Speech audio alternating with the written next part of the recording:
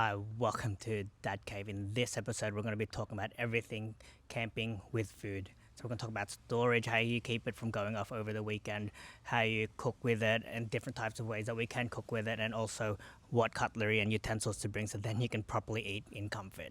So let's get stuck into it.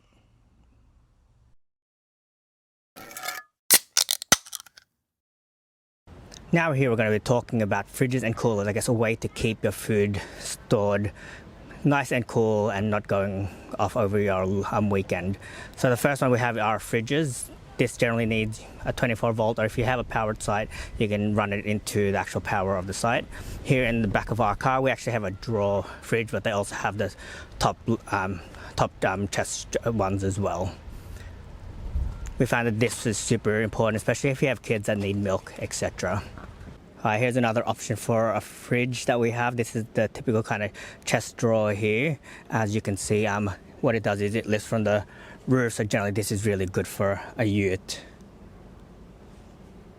Definitely recommend this type. It does come in really small sizes to really big kind of 90-litre ones, so depending on how much space you have a lot of options, and they're pretty efficient as well.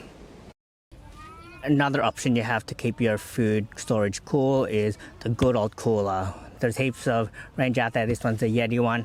As you can see, we typically put a couple bags of ice in there, and most areas you go to, you can easily pick up a bag of ice at the petrol station. Yeah, we keep in this one, we keep generally all our foods, drinks and whatnot that we don't have in the freezer.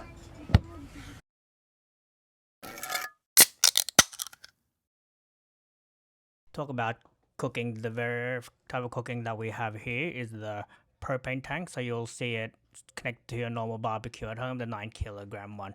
Best thing about these type of cookers is the bottles you can easily refill in nearly every single petrol station in Australia. So the good thing is it's super easily accessible, and if you run out of gas anywhere, you can easily refill it. And honestly, in the long term, it actually ends up cheaper than buying a lot of the individual canisters as well. Next type of cooking method is over charcoal or wood. Good thing is usually we're lighting a fire anyway for the nice little campfire, so before that usually we chuck in some coals, or we let the fire kind of get roaring hot and we chuck some barbecue on it. Probably one of my favorite ways of cooking because we do get that smoky barbecue taste that we all love. Alright, and the last type of cookware that we're going to be talking about is using a butane cooker like this, where there's nice and simple. You can get these in most places as well, where they run off a little butane can. I think they work well, light, easy and whatnot. Only negative is once you get to cooler conditions, you can't use the bottom end of the can, but it's rare that you're going to be getting those conditions anyway, but definitely a good piece of hardware to pick up.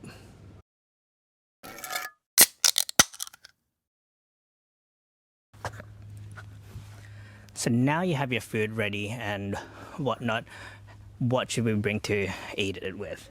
Generally, camping plates, there are so many different brands out there, so many different shapes and sizes. These are the easy ones. I think these are from Kmart. They're just made from an enamel. They're great, inexpensive, and I guess the only issue with them is they do tend to rust if they kind of get grazed and whatnot, but they generally are pretty sturdy. We recently moved to these ones. These are titanium from Snow Peak. They're great. We love the shape of them. They're a bit more of a kind of curved bowl plate, so then we do fit a lot more, and they're super sturdy. Since they're made of titanium, we can throw them around and whatnot without worrying of scratching and breaking and rusting them, because last thing we want to be doing is eating rust. Also, to eating, we do bring around magnetic cutlery. They don't have to be magnetic. You can get them inexpensive. Generally, get cutlery and plates and whatnot that suits your budget, suits your need, and whatnot. There's so many brands out there. I'd kind of do a dig around the internet and just see which one's kind of right for you. These ones are a set of 5, where they are color coordinated. So if someone loses one, we know whose it is, because each of us have chosen a color that we like as well. And they're super sharp, super easy to use, and they do have a case as well, so generally we know where to find them and whatnot. Yeah, so we do recommend trying to find one that's a set, so then it's easier for them to store together as well. And lastly, to drink, honestly, you can bring any cup. Generally wouldn't recommend glass at all. We have used some enamel cups previously, but we found some of them started rusting, so we did have to get rid of them. Right now we are using these kind of ramblers from Yeti. They're great, they hold the cold, and they do come with a lid as well. So for that coffee that takes you a while to drink, you can put it on, and Yetis are amazing where they do hold the heat and the cold for a long time as well. So that's why we've kept them for now, and yeah, we'll see how we go with them.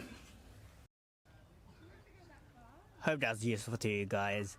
Now move on to the last episode where we talk about activities you can do while camping, and also some tips and tricks on what you should pack and even how you should pack it. Cheers.